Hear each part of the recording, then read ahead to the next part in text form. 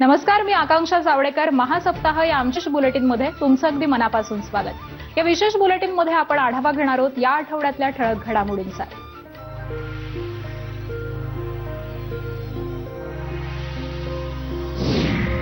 सुरुवातीलाच बातमी आहे मंत्रिमंडळ निर्णयासंदर्भातली. मुख्यमंत्री देवेंद्र फडणवीस यांच्या अध्यक्षतेखाली झालेल्या राज्य मंत्रिमंडळाच्या बैठकीमध्ये अनेक महत्त्वाचे निर्णय घेण्यात आले. राज्य शासन सेवेमधील भरती प्रक्रिया सुलभ करण्याचा निर्णय घेण्यात आलेला असून एमपीएससी मार्फत विविध सेवांमधील संवर्गांची संख्या ही 53 वरून 153 करण्यात येणार आहे. त्याबरोबरच यूपीएससीच्या धर्तीवरती महाजॉब्स पोर्टलद्वारे निपुण सेतू उपक्रम राबवण्यास मंजुरी देण्यात आली आहे. मुंबईमध्ये आयएस स्किल टेक विद्यापीठ स्थापनेला देखील मान्यता देण्यात आलेली असून कौशल्य विकासाला चालना मिळणार आहे. आरोग्य क्षेत्र बळकट करण्यासाठी जपान इंटरनॅशनल कोऑपरेटिव्ह एजन्सीकडून 3708 कोटींचा वित्तीय सहाय्य उपलब्ध होणार आहे. तर नीती आयोगाच्या आकांक्षित जिल्हा कार्यक्रमामध्ये हिंगोली, जालना, पालघर, धुळे आणि परभणी या 6 जिल्ह्यांचा समावेश करण्यात आला आहे. या पुढची बातमी आहे पुण्यामधून. लता मंगेशकर मेडिकल फाउंडेशनच्या वतीनं पुण्यामध्ये नांदुशी इथं उभारण्यात येणाऱ्या Lata Asha Mangeshkar institute of medical sciences या रुग्णालयामध्ये प्रकल्पाची कोनशिला आणि त्याचं अनावरण मुख्यमंत्री देवेंद्र फडणवीसांच्या हस्ते पार पडलं. सेवाभावनेनं कार्य करणाऱ्या धर्मादाय संस्थांना राज्य शासनाचं सहकार्य राहील असं फडणवीस यांनी यावेळी सांगितलं. कमर्शियल बिल्डिंग सारखंच त्याच्यावर आपण प्रीमियम वगैरे आकारतो, तर कुठेतरी आपल्याला हा विचार केला पाहिजे की या धर्मदाय संस्थांना आपण त्याच्यात काही ना काही सूट कशी देऊ शकू, हा प्रयत्न पुढच्या काळात आपण करू. मंगेश कुटुंबाने गाण्यापलीकडे जाऊन सामाजिक बांधिलकी जपण्याचं काम केलंय. राष्ट्रभक्तीची बांधिलकी आयुष्यभर जपली. त्यामुळे इथल्या प्रत्येक रुग्णाला केवळ औषध नाही तर माणुसकीची देखील ऊब मिळाल्याशिवाय राहणार नाही असा विश्वास व्यक्त करतो. मुख्यमंत्र्यांच्या अध्यक्षतेखाली सह्याद्री अतिथीगृहामध्ये नवी मुंबई परिसरामध्ये उभारण्यात येणाऱ्या एज्युसिटी आणि मेडिसिटी संदर्भामध्ये आढावा बैठक पार पडली. एज्युसिटी आणि मेडिसिटीच्या माध्यमामधून राज्यातल्या विद्यार्थ्यांना जागतिक दर्जाच्या विद्यापीठांमधून उच्च शिक्षणाच्या संधी या उपलब्ध होतील असं मुख्यमंत्र्यांनी सांगितलं.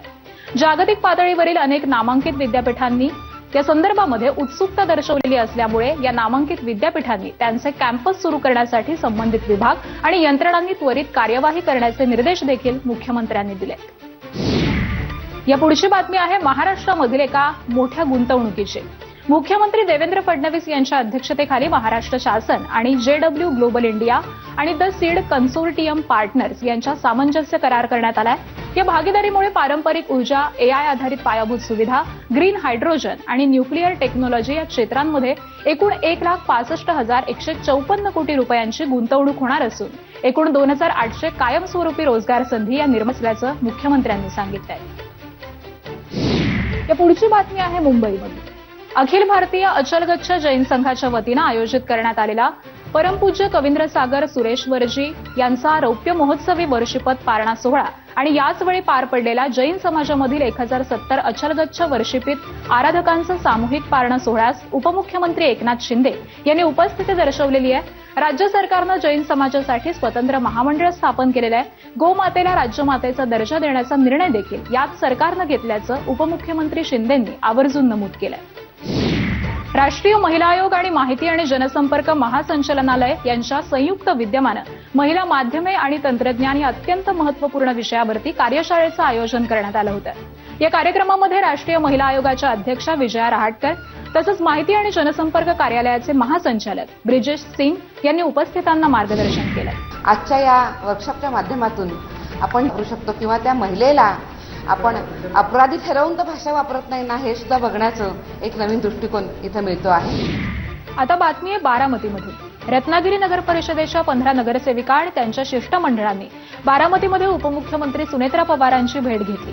या भेटीमध्ये रत्नागिरी शहरामधील विविध विकास कामं, महिला सक्षमीकरण तसंच स्थानिक पातळीवरील प्रश्नांवरती सविस्तर आणि सकारात्मक चर्चा करण्यात आली. ही भेट रत्नागिरी शहराच्या सर्वांगीण विकासासाठी निश्चितच महत्त्वपूर्ण ठरेल आणि त्याचप्रमाणे भविष्यामध्ये अशाच समन्वयातून विकास कामांना अधिक गती मिळेल असा विश्वास उपमुख्यमंत्री सुनेत्रा पवारांनी व्यक्त केला आहे. आणि या बातमीसह या बुलेटिनमध्ये वेळ झाली इथेच थांबण्याची. ताज्या घडामोडींसाठी पाहत रहा एबीपी माझा.